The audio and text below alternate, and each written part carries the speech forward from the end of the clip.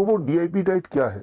मुझे पता है कि आप में से ज़्यादातर व्यूअर्स को डीआईपी डाइट ऑलरेडी पता है, बल्कि आप तो डीआईपी डाइट अभी तक उसको ले भी रहे होंगे। लेकिन जो नए व्यूअर्स हैं उनके लिए एक बार फिर से what is DIP diet.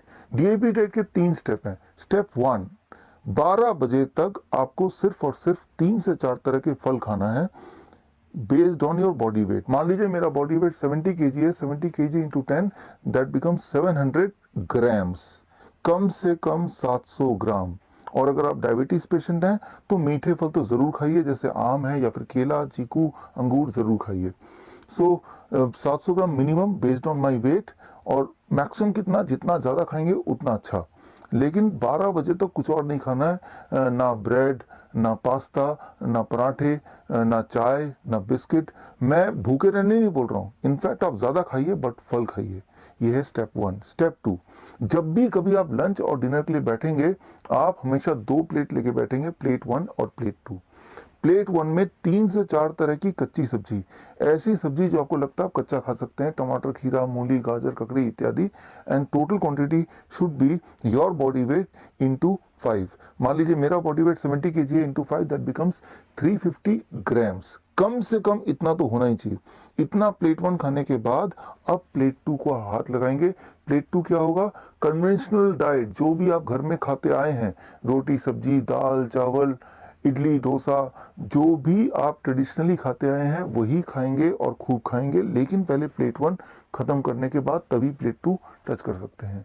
Lunch में भी ये करना है और डिनर में भी ये करना है, और डिनर हमेशा 8 बजे से पहले खत्म कर लेना है। ये तो हो गया स्टेप 2। अब स्टेप 3, द फाइनल स्टेप। सिर्फ 2 ही चीज़ों को अवॉइड करना है।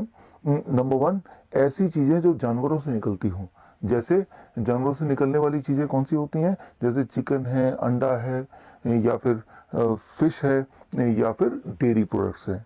और दूसरी चीज़ जो फैक्ट्री से निकलती हों, जैसे बिस्किट है, ब्रेड है, या फिर नमकीन है, इस तरह की चीज़ों को अवॉइड करना है। ये तो अवॉइड करने वाली लिस्ट है। और जिन चीज़ों को आपको लेना है वो है जैसे कि पूरे दिन भर में अगर आपको कुछ ना कुछ स्नैक्स लेना है तो उसमें नट्स हैं, स्प्राउट्स हैं मुट्ठी भर, या फिर फ्रूट्स तो पूरे दिन भर भी खाइए 12 बजे के अलावा। और सबसे इम्पॉर्टेंट कि रोज़ आप कोशिश कीजिए कम से कम 30-40 मिनट धूप में बैठें।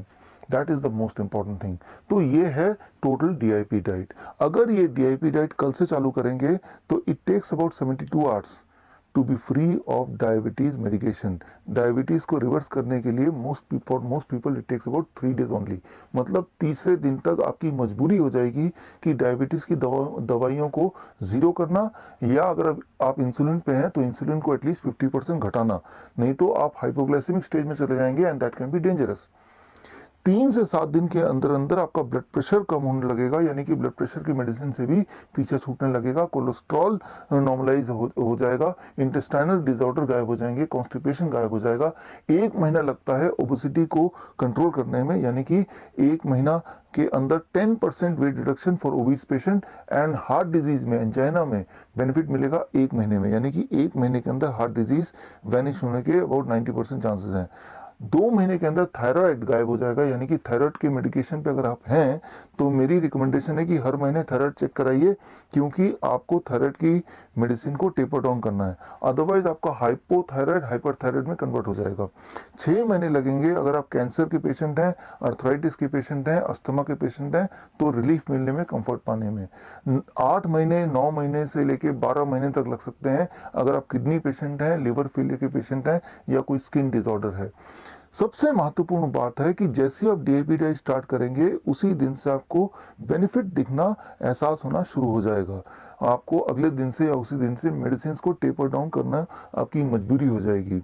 So this is a DIP diet, and ये ना केवल किसी भी लाइफस्टाइल डिजीज से आपका पीछा छुड़ा सकता है, पीछा छुड़ाने में हेल्प कर सकता है, बल्कि दवाइयों से भी आपको मुक्ति दिला सकता है। मिलते रहेंगे। All the best. जय हिंद। धन्यवाद।